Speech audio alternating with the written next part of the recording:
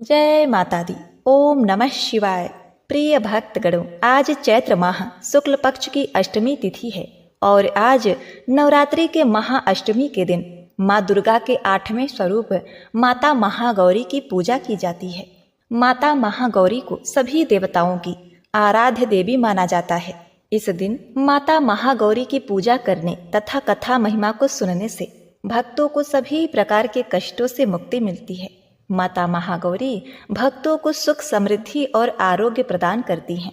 इस माता जी के समस्त वस्त्र और आभूषण आदि श्वेत हैं, इसीलिए इनका नाम श्वेतांबरा भी है। इनका वर्ण पूर्णतः गौर है। जो भक्त इनकी पूजा उपासना पूर्ण भक्ति भाव से करते हैं तो उस भक्त के समस्त पाप कर्म समाप्त हो जाते हैं। माता महागौरी की शक्ति अमोघ है। इनकी साधना से सभी कलुष धुल जाते हैं, पूर्व संचित पाप भी नष्ट हो जाते हैं। माता महागौरी की पूजा करने से श्री गणेश जी की पूजा स्वतः हो जाती है। अतः माता महागौरी के साथ साथ भक्तों को श्री गणेश जी की कृपा प्राप्त होती है और उनके सभी रुके कार्य पूर्ण होते हैं। विशेषकर स्त्रियों द्वारा माता महागौरी की पूजा करने से स्त्रियां सदा सुहागन होती हैं। संतान प्राप्ति और संतान से जुड़ी हर समस्या का निवारण होता है। माता महागौरी अपने इस 8वें स्वरूप में पूर्ण मानी जाती हैं, इसलिए यह महाअष्टमी का दिन बड़ा ही विशेष माना जाता है। देवी महागौरी अपने भक्तों को सदमार्ग पर ले जाती हैं। प्रिय भक्तगणों, संकल्प लेकर की गई इनकी पूजा आराधना से माँ प्रसन्न होकर सुंदरता, धन संपदा और सफलता का आशीर्वाद देती हैं। इनकी कृपा से घर के भंडार सदैव अन्न से भरे रहते हैं। तो आज मैं सुना रही हूँ महाअष्टमी के दिन सुनी जाने वाली माता महागौरी की बड़ी ही दुर्लभ पौराणिक व्रत कथा, जिसे आप सभी भक्तगण बड़ी श्रद्धा तथा प्रसन्न चित मन से पूरा अवश्य सुनिएगा। कथा को आधा अधूरा छोड़ने से माता रानी का निरादर होता है, पूरा सुनने से शुभ फल की प्राप्ति होती है। तो आइए माता रानी का ध्यान करते हुए कथा का रसपान करते हैं। प्रिय भक्तगणों, देवी भागवत पुराण के अनुसार शुंभ और उसके छोटे भाई निशुंभ नामक 2 असुरों ने इंद्रलोक पर आक्रमण कर दिया था। देवताओं को पराजित करके इन असुरों ने स्वर्ग लोक पर कब्जा कर लिया था और देवताओं को वहां से भगा दिया। स्वर्ग से निकलने के बाद देवता इधर उधर भटक रहे थे, दुखद स्थिति में थे। तब देवताओं को ध्यान आया कि माँ दुर्गा ने महिषासुर का वध करने के बाद उन्हें वरदान दिया था कि जब भी आप लोगों के ऊपर कोई संकट आएगा तो मैं तुम लोगों की सहायता करूंगी, तुम्हें उस दुख से उबारूंगी। इसके बाद सभी देवता हिमालय पर्वत के पास गंगा तट पर जाकर देवी माँ की स्तुति करने लगे। इधर भगवान शिव देवताओं का हाल जानते थे कि केवल माता पार्वती ही देवताओं को कष्ट से मुक्ति प्रदान कर सकती हैं। अब भगवान शिव माता पार्वती से ये सब बातें कैसे कहें, क्योंकि देवी पार्वती अपने गृहस्थी में इतनी रम चुकी थी कि वे तो भूल ही चुकी थी कि वे माता, पत्नी और गृहिणी होने के साथ साथ जगत जननी हैं, माँ अंबिका हैं। उन्हें सभी जगत का कल्याण करना है। अब इसके लिए भगवान शिव ने माता पार्वती को व्यंग करते हुए कहा कि देवी, आज तो तुम काली की तरह लग रही हो। तुम्हारा गौर वर्ण कहाँ गया? जब से तुम काली का रूप धारण की थी तब से तुम्हारी काया धूमिल हो गई है। भगवान शिव के इस मजाक से देवी पार्वती नाराज हो गई और कहा कि आपने मुझे काली क्यों कहा? मैंने तो सोचा था कि आप मुझे हर रूप में प्रेम करते हैं, किंतु आज आपने मेरा उपहास किया। अब मैं आपको गोरी होकर दिखाऊंगी। गौर वर्ण प्राप्त करने के लिए माता पार्वती हिमालय पर तपस्या करने चली गई। तपस्या भी उन्होंने भगवान शिव की। भगवान शिव उनके तपस्या से प्रसन्न हुए और कहा, तुम गंगा स्नान करके आओ, इससे तुमको गौर वर्ण प्राप्त होगा। प्रिय भक्तों, शुंभ और निशुंभ का वध करने के लिए एक तरह से भगवान शिव ने यह लीला रची थी। जब माता पार्वती गंगा स्नान कर रही थी तभी सभी देवता भी आदि शक्ति की आराधना कर रहे थे। माता पार्वती ने देवताओं से पूछा कि आप सभी किसकी स्तुति कर रहे हैं और आप पर क्या विपदा आई है? माता पार्वती के पूछने पर देवताओं ने शुंभ और निशुंभ के बारे में बताया कि असुरों ने देवताओं को पराजित करके स्वर्गलोक पर कब्जा कर लिया है और तब से सभी देवता भटक रहे हैं। अब गंगा स्नान के दौरान माता पार्वती को गौर वर्ण प्राप्त हुआ और उनके शरीर से एक श्याम वर्ण की एक देवी प्रकट हुई जो कौशिकी देवी कहलाई। कौशिकी देवी के प्रकट होने के बाद उन्होंने माता पार्वती को प्रणाम किया और देवताओं को उनकी रक्षा का आश्वासन दिया। अब माता पार्वती की आज्ञा अनुसार माता कौशिकी हिमालय के रमणीय क्षेत्र में चली गईं और वहां उन्होंने शुंभ और निशुंभ को युद्ध के लिए ललकारा, जहां देवी कौशिकी ने शुंभ और निशुंभ समेत उसकी पूरी सेना का अंत कर दिया। शुंभ व निशुंभ असुरों का अंत करने के बाद भगवान शिव ने माता पार्वती को समझाते हुए कहा कि उनको काली कहकर व्यंग करने के पीछे का मकसद देवी कौशिकी का जन्म था, ताकि वह देवताओं की मदद कर सके और उनको फिर से स्वर्गलोक की प्राप्ति हो सके। बिना इस व्यंग के शुंभ और निशुंभ का वध संभव नहीं था। इस तरह माता पार्वती के शरीर से प्रकट होने के कारण देवी कौशिकी उनकी पुत्री कहलाई। देवी कौशिकी को उग्र तारा या महोग्र तारा कहा जाता है। वहीं अन्य कथा के अनुसार माँ महागौरी ने देवी पार्वती रूप में भगवान शिव को पति के रूप में प्राप्त करने के लिए कठोर तपस्या की थी। एक बार भगवान भोलेनाथ ने पार्वती जी को देखकर कुछ कह दिया, जिससे देवी का मन आहत होता है और माता पार्वती तपस्या में लीन हो जाती हैं। इस प्रकार वर्षों तक कठोर तपस्या करने पर पार्वती जी नहीं आती हैं, तो पार्वती जी को खोजते हुए भगवान शिव जी उनके पास पहुंचते हैं और वहां पहुंचते ही देवी पार्वती को देखकर आश्चर्यचकित रह जाते हैं। पार्वती जी का रंग अत्यंत ओजपूर्ण होता है।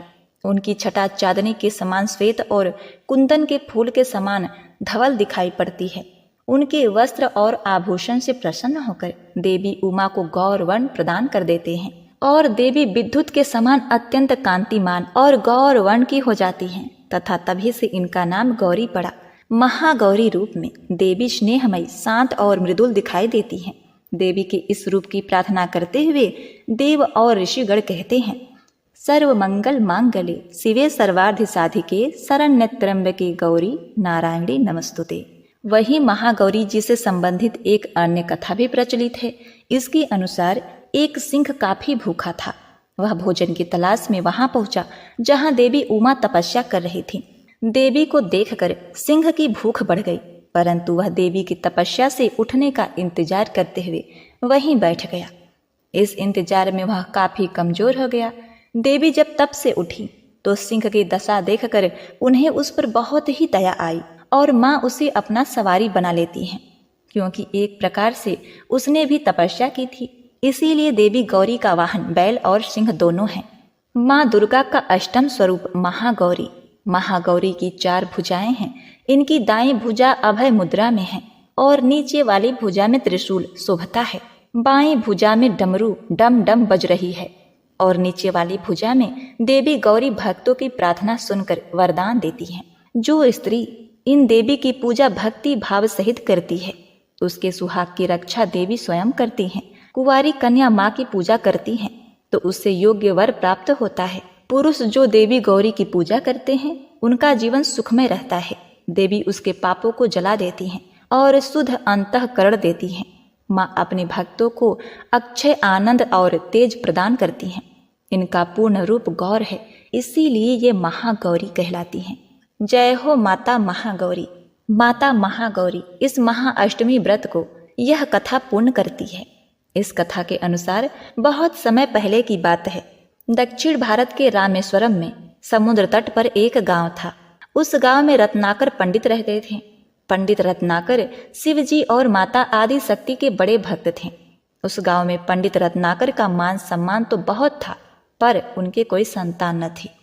पंडित रत्नाकर की पत्नी हमेशा माँ आदि शक्ति से संतान की मन्नत मांगती रहती थी। उन्होंने लगातार कई वर्षों तक माँ की पूजा अर्चना की। कई सालों से संतानहीन पंडित रत्नाकर की पत्नी की प्रार्थना एक दिन माता ने सुन ली। वह गर्भवती हो गई तो एक रात पंडित रत्नाकर के सपने में एक बालिका ने आकर कहा, मैं तुम्हारे घर में आ रही हूँ, पर मेरी एक शर्त है, मैं जो कुछ करना चाहूँ तुम मुझे रोकोगे नहीं। पंडित रत्नाकर को यह आभास हो गया था कि माँ आदि शक्ति के सत रज और तम को दिखाने वाले 3 रूप महासरस्वती, महालक्ष्मी और महादुर्गा ने मिलकर ही इस कन्या का रूप लिया है। समय आया और माता की कृपा से इस दिव्य कन्या का जन्म हुआ।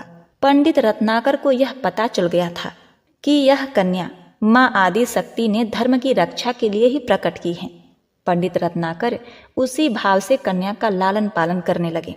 तीनों महाशक्तियों के मिलन के उस स्वरूप को उन्होंने त्रिकुटा नाम दिया। उस बच्ची का नाम रखा त्रिकुटा। त्रिकुटा का स्वभाव जन्म से ही अनोखा था। बचपन से ही वह पूजा पाठ और धार्मिक कार्यक्रमों को देखकर प्रसन्न होती थी। त्रिकुटा को यह पता चल गया था कि भगवान विष्णु ने भगवान श्री राम के रूप में धरती पर अवतार ले लिया है।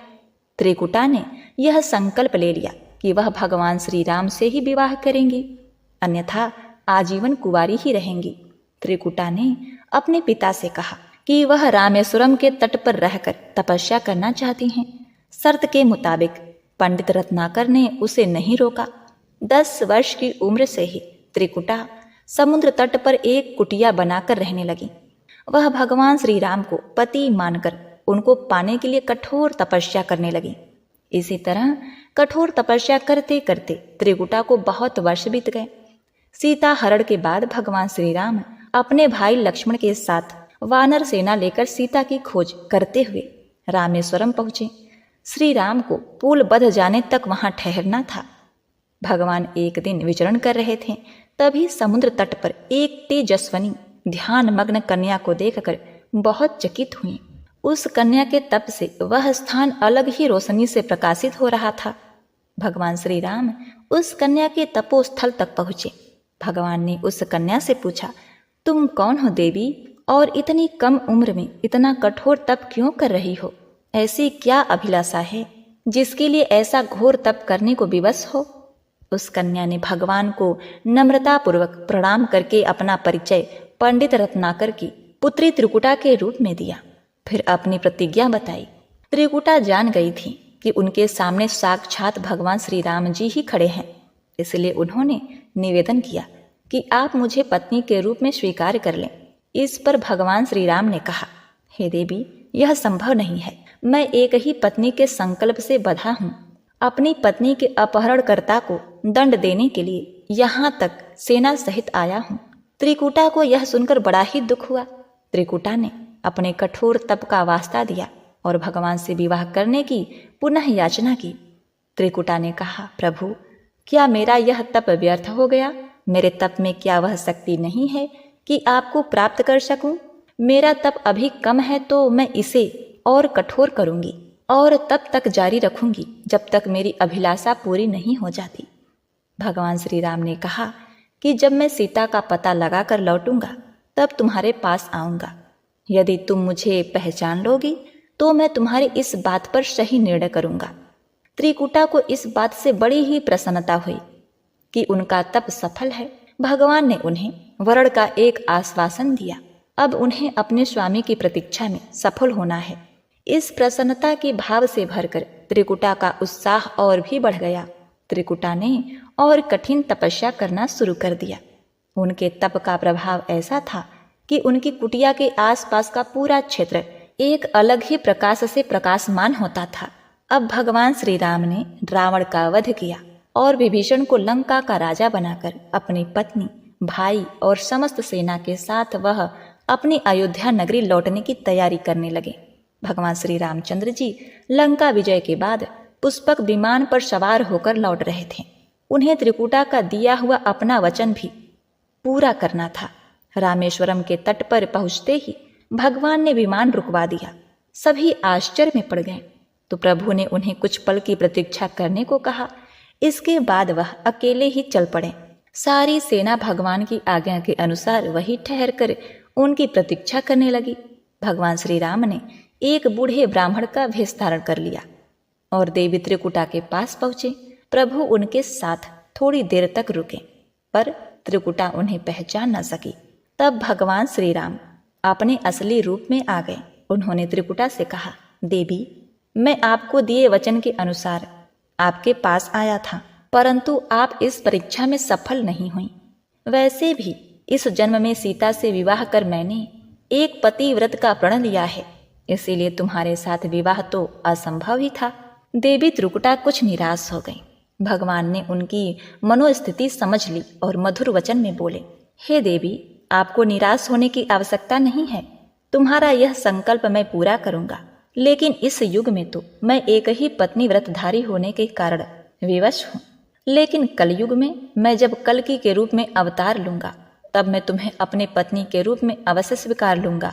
तब तक तुम हिमालय स्थित त्रिकूट पर्वत पर जाकर तप करो और मेरे अवतार की प्रतीक्षा करो।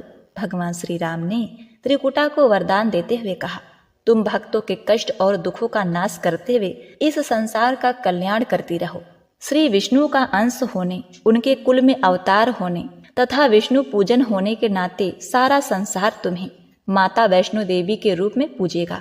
कलयुग में तुम्हारे लिए कुछ भी अध्यय नहीं होगा। जो भी भक्त भक्ति भाव से तुम्हारी पूजा अर्चना करेंगे, उन्हें तुम सर्वस्व प्रदान करोगी। भगवान श्री राम यह वरदान देकर चले गए। त्रिकुटा भगवान श्री राम से मिले इस वचन से अत्यंत ही प्रसन्न थी। उन्होंने प्रभु के आदेशानुसार संसार के कल्याण का संकल्प लिया। त्रिकुटा उत्तरी भारत के माणिक पर्वत श्रृंखला के 3 पहाड़ियों वाले त्रिकुट पर्वत पर तप के लिए आ गई। वहीं पर माता वैष्णो देवी के नाम से विराजमान हैं। भगवान श्री राम का वरदान होने के कारण वैष्णो देवी भक्तों की सभी मनोकामनाएं पूरी करती हैं। इसीलिए माता का स्वरूप कुंवारी है। त्रिकुटा भगवान श्री हरि के कल्कि अवतार की प्रतीक्षा कर रही हैं। तो एक बार प्रेम से बोली, अम्बे मात की जय। जय हो अम्बे माँ। अपने सभी भक्तों की रक्षा करना, उन्हें सुख शांति समृद्धि प्रदान करना। बोलिए अम्बे मात की जय। हर हर महादेव।